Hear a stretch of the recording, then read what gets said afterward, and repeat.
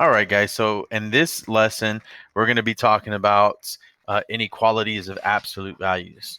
Okay, so one thing I want to go over is the absolute value of x will always be greater than or equal to 0. That's the key part. Always, always, always. Absolute value can never be less than or equal to a negative number. That's literally impossible. Okay, so that's one thing I want to make sure that you guys understand. Okay. Just like when we're solving for absolute values, it's the very same exact steps. The thing that I want you to focus on is the symbol. The symbol flips and we get the inequality different. Okay. So with that being said, I'm going to have some sort of equations, very simple. Let's start off with the very first one. Let's say the absolute value of x is less than 6. Okay. Very simple on this equation. We go ahead and we break this up into our two equations, right? We break this up. We have the x is less than 6. X is greater than, notice how I flipped it, negative 6. Notice how I negated the number, right? So I have my answers. X is greater than negative 6. X is less than 6. So when I'm on a number line, right? Let's go ahead and draw ourselves a number line. Okay. Let's call this 0, right? Let's call this negative 6, and let's call this positive 6. I know that all of my numbers are going to consist of greater than negative 6, and it's an open circle, right? And greater than goes in this direction. But then I have to stop at 6 because all of my numbers are less than 6. Notice that this is an in-between, right? An in-betweener, right? We can do this two different ways. We can use our interval notation where we're going from negative 6 all the way up to positive 6. Notice that I'm using my parentheses, right? Parentheses indicates that it does not include, so it's going from negative 6 to positive 6, okay? And then I can also say, because it's an in-betweener, that x is in between negative 6 and positive 6. So this is another way for you to do it. I'm sorry, this should be brackets, okay, to do your inequalities for these two sets. All right. That's one way. That's probably one of the most simplest forms. Okay. Let's look at this next equation. Um, let's say something a little bit more drastic, I guess, so to speak. Okay. Oh, you know what? Okay. Let's say the absolute value of 2x plus 6 is greater than. Now, notice we're flipping the sign, right? It was less than. Now we're going to do a greater than. Greater than 3, right? Pretty simple. Okay. Um, again, we break this down into two equations, right? We have 2x plus 6 is greater than 3, and 2x plus 6 is less than negative 3. See how I flipped that sign? Okay.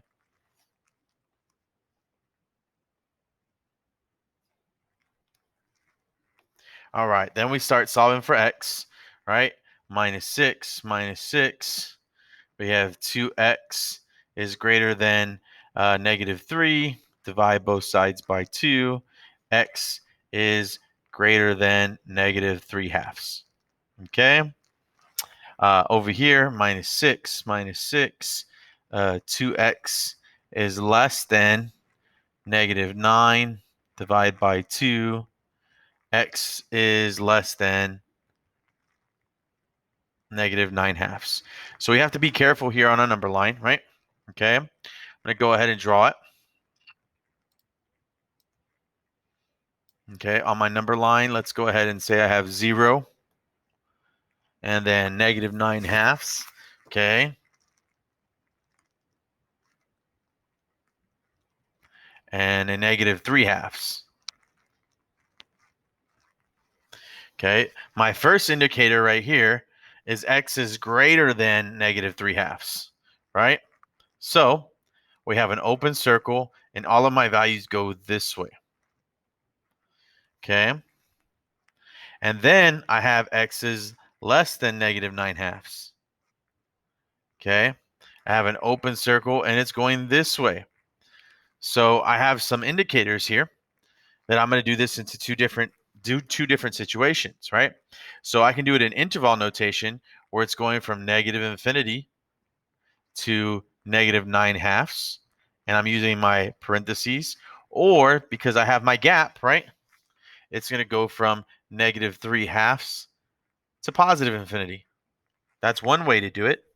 Or we can just say simple that x is less than negative 9 halves, or x is greater than negative 3 halves. This one's an or because there's a gap.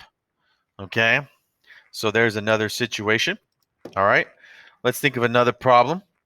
Let's see. Pretty simple, easy ones. Those are for the easiest ones. Okay, let me try one more. Okay, let's try 6 minus 12x. The absolute value of 6 minus 12x is less than 24. Okay, 6 minus 12x is less than 24. All right, again, we break this down into two equations, just like we did when we were solving, right? Okay, let me move this up. Let me move that down. Okay, so break this up into two equations. 6 minus 12x is less than 24. 6 minus 12x is greater than negative 24. Okay, now be careful here. Got to look at some situations. Okay, minus 6x minus 6x, or sorry, minus 6 minus 6. I get a negative 12x is less than, what is that, 18? Okay, divide by negative 12. Look what's going to happen here when I divide by a negative symbol. When I divide, the symbol flips. This becomes x is greater than negative, right? Positive divided by negative. So 18 divided by 12, 6 over 3 over 2, negative 3 halves, right? Am I right? 6 goes into 18, 3, 6 goes into 12 twice. Yeah. Okay, so there's one situation right there. In this case, we subtract 6 to both sides. We get negative 12x is greater than negative 30. Look what we have to do here too. Dividing by a negative 12. We just divided by a negative. My symbol is going to flip. X is going to be less than negative 30 over negative 12. What does that give me? Let's say 6 goes into both of those. Negative over negative is a positive. That's 5 over 2. Okay? So be careful when we divide by a negative symbol, we have to flip the signs. And this is what you should always do whenever you're trying to find a solution. Separate your two equations and solve. And this is what we do for inequalities. Don't forget to use your number lines and make sure that your number lines are correct. All right? Have a good one.